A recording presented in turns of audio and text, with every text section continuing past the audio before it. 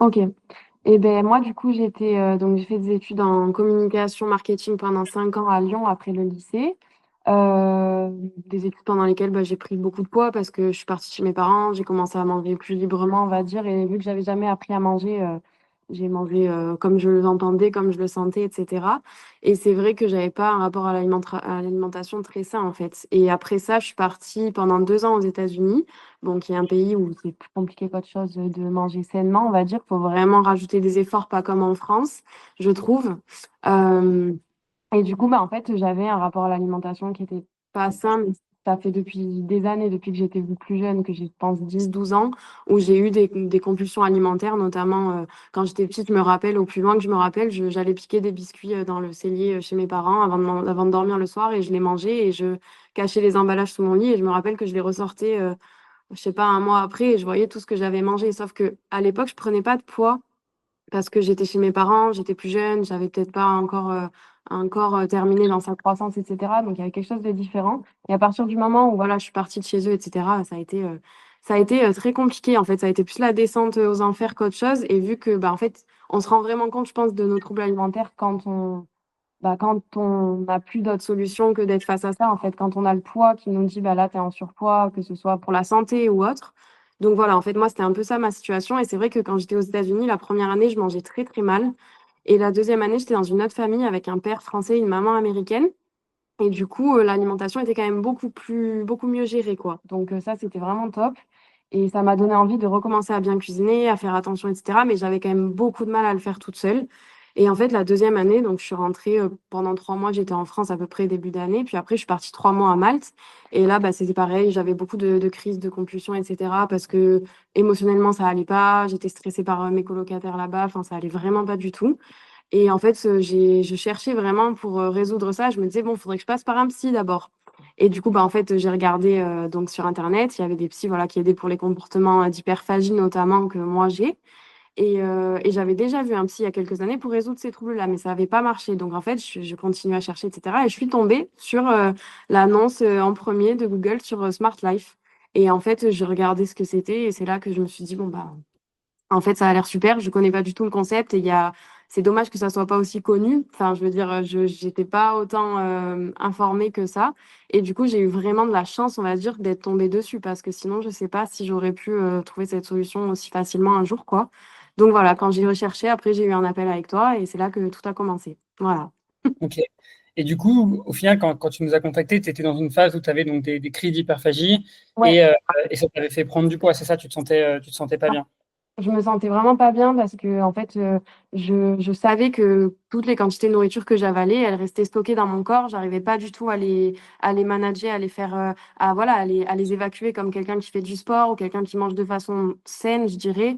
J'avais vraiment aucune solution et ça commençait à me peser, que ce soit littéralement ou dans la tête, quoi. En fait, je prenais beaucoup de poids et je me sentais vraiment mal. Je pouvais pas. Enfin, par exemple, j'étais à Malte, j'avais ultra chaud. C'était les mois avril, mai, juin, donc vraiment les mois chauds. Et je sais que je sortais jamais en short, en robe, en jupe ou quoi, parce que j'avais honte de mon corps, quoi. Vraiment, j'étais pas bien.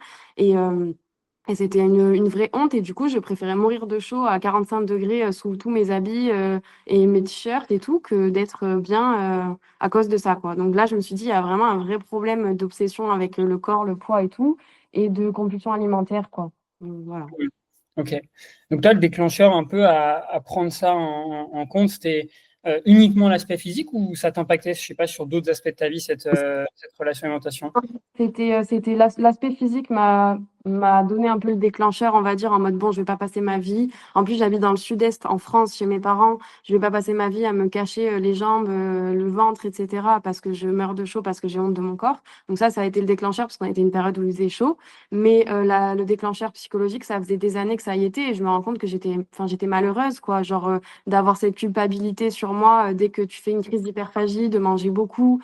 Le soir, moi, c'est notamment le soir, mon trigger un peu, c'était le soir dans mon lit. Voilà, enfin, c'était très, très compliqué. Et je me disais, mais c'est pas possible de vivre une vie entière comme ça. Enfin, j'ai envie d'être heureuse dans ma vie, j'ai envie de vivre une belle vie longue, etc. J'ai pas envie toujours devoir me battre contre la nourriture, sachant que c'est une addiction très dure, je trouve, parce que c'est la seule addiction qui est nécessaire à la vie, quoi. Enfin, je veux dire, manger, ça sera là tous les jours, tu as besoin de manger pour vivre. Et du coup, de pas arriver à gérer cette relation avec la nourriture, je trouvais ça très embêtant et ça me polluait l'esprit, en fait, ça me bouffait de l'intérieur, quoi. Donc, voilà. Donc, il y avait des personnes de ton entourage qui étaient au courant au moment où tu nous as contactés ou pas? Non, personne savait que je vous avais contacté, à part ma sœur, ma petite sœur, du coup, parce que bah, on est très très proches. Mais c'est vrai que je suis assez proche de ma famille, etc. Mais j'avais pas envie de leur dire parce que c'était pas trop la peur d'être jugée. Ça, je savais qu'ils allaient pas me juger ou quoi à ce moment-là. Mais c'était plus, je pensais qu'ils comprendraient pas, en fait, ce truc de troubles alimentaires. Alors, ma mère, c'est différent parce que ma mère, elle a toujours eu des troubles alimentaires aussi, mais qu'elle a pas forcément traité. Elle a bientôt 60 ans, elle est pas voilà, elle va pas forcément rentrer dans ce process maintenant, mais elle a toujours eu des. En fait, je l'ai vu faire le yo-yo dans sa vie entre les régimes, pas régime, régime pendant 30 ans, quoi. Enfin, je l'ai toujours vu comme ça. Et mon beau-père, c'est quelqu'un à l'inverse d'ultra sportif. En fait, ils vivent ensemble et c'est vrai qu'ils sont très, très opposés, quoi, dans leur gestion de la nourriture. Et mon beau-père, c'est quelqu'un d'ultra sportif qui, au contraire, lui, il mange juste pour vivre, quoi. Lui, il a aucune relation émotionnelle ou quoi que ce soit à la nourriture et du coup, il comprend pas ça. Donc, en fait, je me suis dit, je vais vraiment pas en parler. Et mon père, c'est encore un autre sujet. Je me suis dit, bon, je vais en parler quand je me sentirai à l'aise. Mais du coup, en fait, les personnes les plus proches de moi, j'avais pas forcément envie de leur en parler par rapport à ça. J'avais peur d'être mal comprise et j'avais pas envie de gérer leurs émotions à eux sur le coup, alors qu'il fallait que je gère déjà les miennes dans cette situation. Mais du coup, non, j'en ai parlé à personne. Ça a pris à peu près 6 mois pour que j'en parle. Ouais. Ok. Et pourquoi bon, tu nous as dit donc tu es tombé un peu sur nous par hasard sur Internet. Est-ce que tu te souviens pourquoi tu nous as choisi nous? Ben, parce que je trouvais que vraiment votre approche était inédite en fait par rapport à tout ce que j'avais pu voir. Le fait d'avoir des coachs à la fois j'allais dire un peu, je sais pas comment dire, mais un peu développement personnel, un peu à la fois nutrition et à la fois sportif. J'ai trouvé ça vraiment vraiment génial et j'avais jamais vu d'autres entreprises qui proposaient ça. En fait, moi, tout ce à quoi j'avais fait appel, c'était soit un psychologue déjà, voilà, qui m'avait suivi pendant plusieurs années, que ça m'avait pas aidé spécialement. Après ça, c'est propre à chacun. Euh, Soit j'avais fait beaucoup appel bah, des régimes comme voilà Nature House ou alors des plats préparés beaucoup comme Diète Bon. Quand j'étais à Malte aussi, je payais des plats préparés en me disant bon bah ça va voilà ça va m'aider etc. Mais au final c'est juste cacher l'iceberg entre guillemets. Et en fait j'avais jamais trouvé d'organisme d'entreprise qui proposait à la fois l'aspect d'aider à la fois sur l'aspect physique et l'aspect émotionnel et de comprendre en fait d'où ça vient pour régler parce que le problème des troubles alimentaires, à mon avis, c'est ça, c'est que si on règle que l'aspect physique, bah en fait, ça reviendra toute sa vie, quoi. Et moi, c'était ça le problème avec les régimes, c'est que j'en avais fait des régimes aussi. J'ai bientôt 27 ans, hein, je suis pas vieille, j'en avais déjà fait plein, quoi, je veux dire. Et ça marchait pas du tout. Malheureusement, ça revenait tout le temps. Et en fait, vous, ce qui m'a plu, c'est que vraiment, direct, ça a été le truc, c'est pas un régime. C'est vraiment un rééquilibrage de vie. Genre, pour tout, pour le reste de la vie. Et quand toi, on avait parlé, tu m'avais vraiment fait, ça m'avait fait un déclic. Enfin, quand tu m'en avais parlé en me disant, je sais plus exactement les mots, mais au téléphone, ça m'avait marqué que tu me disais, bah non, mais ça va être un investissement pour ta vie, en fait. C'est pour ça qu'après, nous, on vous suit aussi, même une fois que le programme est fini, à vie, quoi, entre guillemets. Et je sais pas, j'ai trouvé ça vraiment génial et je me suis dit, mais pourquoi on connaît pas ça, en fait? Enfin, pourquoi on nous vend que des régimes qui marchent pas? Voilà. Donc, c'est pour ça que Hmm. Qui marchent pas et qui sont en plus pour beaucoup dangereux à accentuer ces problèmes avec l'alimentation. En tout cas, je trouve. moi aussi. Ok. Est-ce que tu peux nous raconter les résultats que tu as eus entre le moment, enfin, entre avant et après? Ouais, bien sûr. Ça a donné du coup.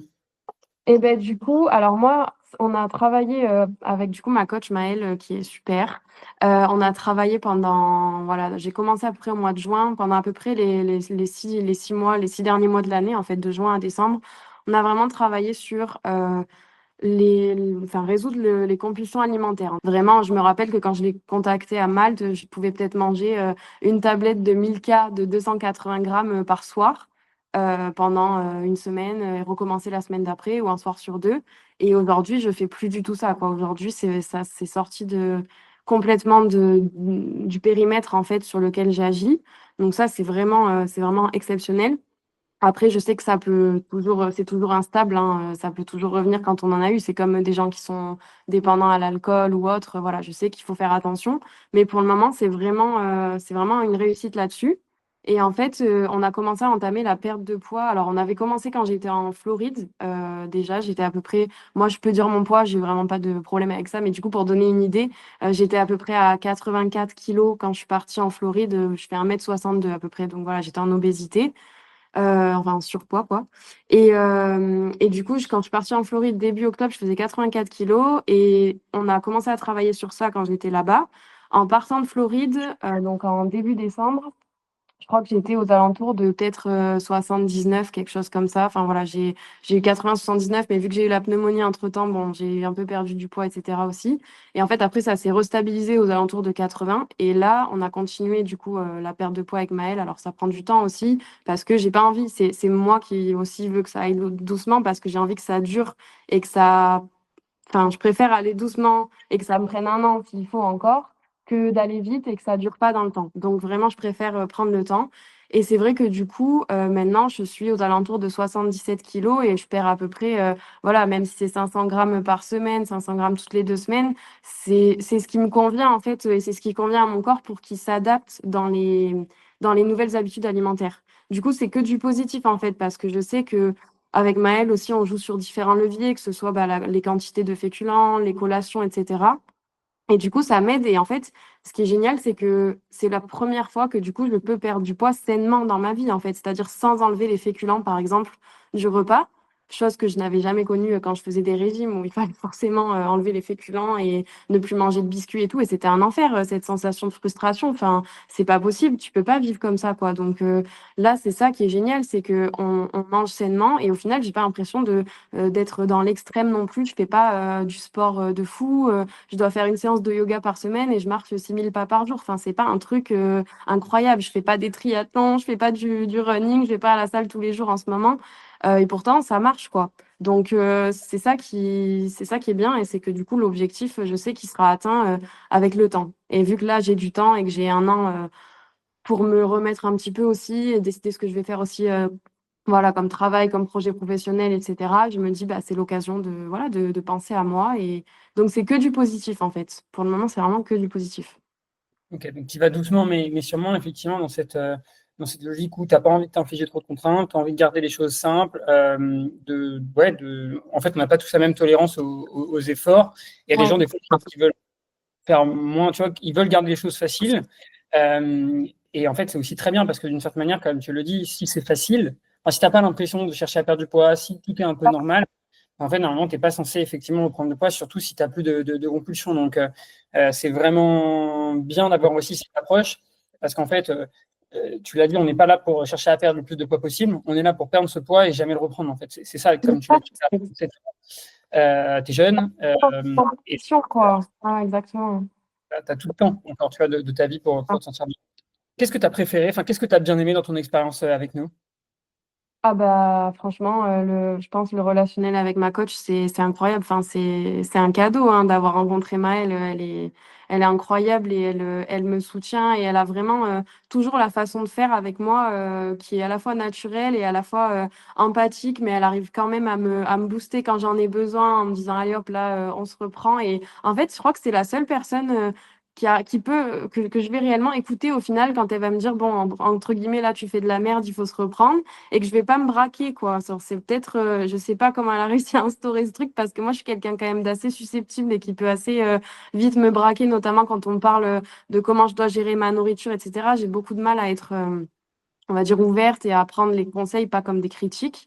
Et Mhm. franchement, enfin, elle est incroyable là-dessus. Elle m'a vraiment beaucoup aidée. Et je pense que c'est ça qui m'aide le plus parce que je suis quelqu'un d'assez sociable et qui a besoin du contact humain, en fait. Et c'est pour ça que ça aurait jamais pu marcher pour moi un régime ou autre. Et Smart Life, c'est une aventure humaine avant tout, en fait.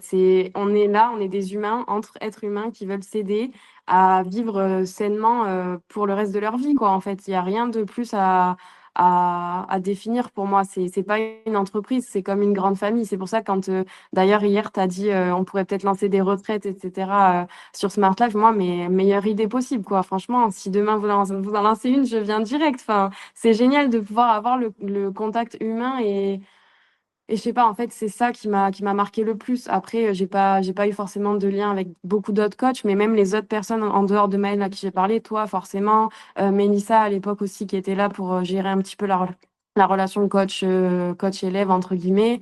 Et c'était, enfin, tout le monde était, genre vraiment, tout le monde a cette empathie et cette envie d'aider, mais où on sent que c'est intrinsèque, quoi. Et ça fait du bien, en fait, dans ce monde où tout est business, quoi. Ok, merci beaucoup. Et qu'est-ce que tu dirais à une personne qui était dans ta situation il y a quelques mois et qui hésiterait là aujourd'hui à se lancer? Moi, je lui dirais réellement de foncer, mais je lui dirais, mais fonce pas, comme on dit, fonce, ça va changer ta vie. Non, je lui dirais, en fait, c'est quoi ton objectif? Genre, si ton objectif, c'est de perdre du poids, mais entre guillemets, que tu t'en fiches de le reprendre dans 6 mois et que tu as envie de faire le yo-yo, entre guillemets, toute ta vie avec ton poids, si ça, il y a vraiment des gens qui s'en fichent, hein, qui font des régimes et qui au final le font et continuent et machin, même si ça les fait souffrir, quoi. Et je lui dirais, mais si ça, c'est ton objectif, c'est sûr que Smart Life, ça sera pas le bon endroit pour toi. Par contre, si tu cherches réellement à changer le reste de ta vie, mais pour le reste, c'est-à-dire, enfin moi c'est ce que j'imagine réellement, genre le jour où j'aurai une famille, ou peut-être j'aurai des enfants, ou j'aurai ma vie de femme ou autre. Enfin, je veux vraiment, je dirais vraiment à cette personne, mais Smart Life c'est un engagement à long terme, genre à vie pour toi en fait. Donc si tu veux vraiment te faire du bien et respecter ton corps, fonce quoi. Et c'est pas, enfin c'est facile à dire, attention, hein, j'allais dire, c'est pas l'argent qui compte. Genre, bien évidemment qu'il y a des gens qui peuvent pas se permettre de payer aussi un coach en dehors de leur vie, etc. Je sais que c'est un luxe, entre guillemets, mais je pense réellement que au lieu, enfin, moi, par exemple, l'argent que je mets dans Smart Life, je mettais quasiment au moins le même argent pour aller me faire des fast-food en troubles alimentaires de compulsion, quoi, en fait. Réellement, hein, par mois, je mettais à peu près les mêmes montants. Du coup, en fait, je me suis dit, bah non, il y a un moment donné, faut arrêter de se trouver des excuses. Et il faut genre faire un bilan sur ta vie et tu te dis, bah là, en fait, cet argent-là, tu peux le mettre dans réellement quelque chose qui va t'aider. Et moi, je serais ravie de pouvoir donner un témoignage à des personnes qui sont bloquées, comme moi, je l'étais, et qui vont enfin pouvoir trouver une ouverture avec Smart Life. Enfin, voilà, même si je suis encore en chemin, bien évidemment, et que ça prendra encore des mois, etc., parce que j'en ai envie, que ça aille lentement. Mais, euh, mais c'est la meilleure expérience possible quand on cherche à perdre du poids. En fait, c'est même pas une expérience, c'est au-delà de ça, c'est pas perdre que du poids, c'est arriver à retrouver la sérénité dans son corps, dans son esprit, arriver à pouvoir se dire bah, le matin je me lève, j'ai plus mal au ventre parce que j'ai pas fait une compulsion alimentaire la veille, j'ai plus la culpabilité qui vient me ronger l'esprit d'avoir mangé tout ça sans arriver à me contrôler parce que entre guillemets je suis faible et j'arrive pas à me contrôler et pourquoi moi j'y arrive pas. Enfin toutes ces questions qui te bouffent l'esprit au quotidien, qui te créent un stress pas possible. C'est bien au-delà d'une perte de poids ou d'un gain de muscle ou quoi que ce soit. C'est réellement genre essayer de restructurer ton esprit autour de quelque chose de sain en fait. Et c'est un long travail quand on a des compulsions alimentaires, des troubles, etc. En fait, c'est ancré depuis tellement d'années que même des psys, honnêtement, enfin, ne peuvent pas t'aider à part s'ils ont tout, je pense, tout l'alentour que Smart Life propose, quoi. Voilà. De toute façon, je suis assez d'accord avec ce que tu dis sur les deux points importants. Déjà, c'est vrai que pour beaucoup, en fait, on a du mal à concevoir que on dépense des fois énormément d'argent dans ces compulsions ou dans ces Ouais, crises. Et c'est vraiment énorme. Et du coup, on essaye des fois aussi d'apporter des visions différentes, de dire, mais en fait, par exemple, combien tu dépenses aujourd'hui dans ça? Et en fait, ça fait relativiser de dire, mais oui, en fait, au final, cet investissement, bah, ok, c'est un investissement sur toi, ça te permet d'être en meilleure santé, mais c'est aussi quelque chose limite sur le long terme qui peut te faire gagner d'argent, en tout cas pour certaines personnes. Et aussi, comme tu l'as dit, on n'est pas là pour perdre du poids le plus rapidement possible. De toute façon, on ne travaille pas avec des gens qui ont cette vision des choses-là parce ouais. qu'en fait, on sait qu'elles vont être déçues et ça veut dire qu'elles ne partagent pas les mêmes valeurs que nous. Moi, je trouve que c'est catastrophique de faire ce genre. Pardon, excuse-moi, je te coupe. Vas-y, Mais vas-y. choisissez aussi les personnes, vraiment, enfin, la sélection est très, je dirais, stricte chez Smart Life et je trouve ça bien parce qu'en fait, du coup, vous regroupez vos efforts pour des gens qui veulent vraiment y arriver et qui ont les mêmes valeurs que vous, comme tu disais, la même vision parce que sinon, au final, vous allez perdre votre temps et votre énergie alors que vous pourriez aider des personnes qui réellement ont envie d'aller dans cette vision-là et c'est ça que je trouve vraiment bien. Ouais, c'est ça. En fait, on aide les personnes qui ont compris que le problème, généralement, c'est pas la perte de poids, c'est la relation qu'il y a avec l'alimentation et qui sont prêts à se dire, OK, bah là, je vais me concentrer sur ma relation alimentation. Et derrière, je sais que d'une certaine manière, quand je vais perdre de poids, je ne le reprendrai jamais et j'irai à mon rythme et je serai très contente là-dessus. En fait, c'est ces gens-là qu'on aide parce qu'on sait que enfin, la douleur que ça peut être derrière. Et puis, bah, de toute façon, quelqu'un qui veut juste perdre 6 mois pour l'été et qui après s'affiche de tout reprendre, bon, bah voilà, on n'est pas vraiment aligné avec ça parce qu'on sait que ça fait que dégrader sa relation à l'alimentation, ça fait que dégrader sa santé. Et, euh, et je ne sais même pas s'il y a vraiment des personnes qui, ou alors elles se mentent un peu elles-mêmes, qui cherchent vraiment ça. Mais ouais, Je c'est sûr. pense qu'il y a des gens qui se mentent aussi beaucoup avec l'image qu'on a des corps, notamment des femmes, des hommes sur les réseaux sociaux, surtout. C'est facile d'être superficiel et de dire bah là je suis content, je suis heureux de mon corps et au final on est juste content parce qu'on a fait 3 photos sur Instagram pendant 4 mois l'été et après on reprend tout et ça représente rien en fait. C'est au-delà de Ouais. ça. Je trouve. Ben, en fait, c'est ça, c'est pour toi et pas pour les autres, tu vois. Donc, les photos Insta, on s'en fout. Le plus important, c'est que la personne, en fait, elle se sente bien. Et d'ailleurs, tu vois, on a énormément de personnes qui viennent nous voir des fois avec un objectif de se dire, OK, bah, je vais perdre 20 kilos. Au final, elles en perdent 15 et elles sont extrêmement contentes et elles sont super bien là. Et elles n'ont pas envie d'aller perdre les 5 kilos de plus qu'elles avaient en tête au début de l'accompagnement. Et ça, pour nous, c'est aussi une victoire parce qu'en fait, elles le font vraiment pour elles. Elles le font pas par rapport à un IMC, par rapport à un truc comme ça qui, en fait, euh, veut rien dire. En fait, le plus important, c'est que la personne se sente vraiment bien, évidemment qu'elle soit en bonne santé, mais qu'elle elle soit alignée avec comment elle se sent, qu'elle a un corps qu'elle a plus honte de cacher. Voilà, c'est ça le plus important. Et complètement, moi c'est pareil, l'IMC, etc. Enfin, j'ai réussi à apprendre à vraiment m'en détacher grâce à Maëlle aussi. C'est comme le poids sur la balance. Mm. C'était vraiment une question pour moi. Genre là, ça y est, je commence à vraiment arriver à m'en détacher à tel point que enfin, c'est la première fois que je réagis pas mal quand il y a une semaine où je perds peut-être 100 grammes et une autre semaine où j'en perds 600. J'arrive à me dire que c'est que des chiffres et que le plus important, bien sûr que j'ai envie de perdre du poids pour m'alléger aussi physiquement. Ça sera un réel changement quand ça sera vraiment atteint. Et déjà, je le sens là, hein. Au final, là, je suis à 77 kilos. J'étais à 84 début octobre. C'est quand même beaucoup, tu vois, 7 kilos en 6 mois. Enfin, moi, ça me convient. Mais effectivement, j'essaye de prendre de la distance avec ça. Voilà, parce que de toute façon, c'est comme toi, tu te sens dans ton corps le plus important, je pense. C'est ça. Tu ne travailles pas avec un poids sur le front, c'est toujours ce que je dis, et ton poids ne te définit pas. Bien sûr, non, mais c'est ça, c'est le but que je recherche. Et d'ailleurs, en parlant d'être heureux, etc., tu vois, moi, je me faisais la réflexion la dernière fois, je me disais que pour moi, vous êtes vraiment une entreprise d'intérêt public. Genre, vraiment, enfin, pour moi, si tout le monde avait accès à vous, c'est ça que je trouve réellement dommage, c'est que vous soyez pas, enfin, qu'il n'y ait pas possibilité par le gouvernement ou autre pour le moment d'être pris en charge comme il y a d'autres trucs qui vont être pris en charge, mais que enfin, pour moi, c'est un autre débat, mais c'est comme les médecines douces, etc. C'est un truc qui fait tellement de bien au cerveau et de l'usage qu'on en fait et dans nos sociétés, on en aurait réellement besoin. Enfin, l'OMS, elle serait plus en train de dire qu'il y a autant d'obésité dans le monde qui augmente, etc. Si on pouvait tous avoir accès à vous. Donc réellement, c'est mon seul, je pense que c'est mon seul point où je me dis c'est dommage, il y a encore du travail à faire pour que voilà, des accompagnements aussi qualitatifs que ce que vous proposez puissent être accessibles au plus grand nombre, au plus grand nombre qui en ont besoin, quoi. Voilà, c'est ça. Mm. Bah, écoute, merci beaucoup. Effectivement, il y a cet aspect surpoids, mais il y a aussi cet aspect bien-être. Enfin, on le voit, on est dans une société où de plus en plus de personnes vont mal psychologiquement, et c'est vrai que pour beaucoup de personnes, se faire aider, en fait, ça changerait beaucoup Beaucoup de choses. Donc peut-être que ça changera après en France. Nous, on a déjà avancé sur ces sujets-là, et c'est très compliqué, c'est très cher, et à mon avis, ça n'arrivera pas avant des dizaines et des dizaines d'années. En tout cas, en France, par rapport à notre système actuel. Mais je pense que dans d'autres pays, effectivement, c'est des choses qui sont plus possibles et qui évolueront peut-être plus qu'en France. Mais en tout cas, merci beaucoup Bah, pour je suis ton retour. chanceuse de pouvoir continuer avec vous autant qu'il faut et c'est vraiment une chance, quoi. Voilà. Et écoute, merci beaucoup, Anaïs, pour ton retour d'expérience. Ouais. C'est super Merci et à je suis sûr que ça aidera plein de gens.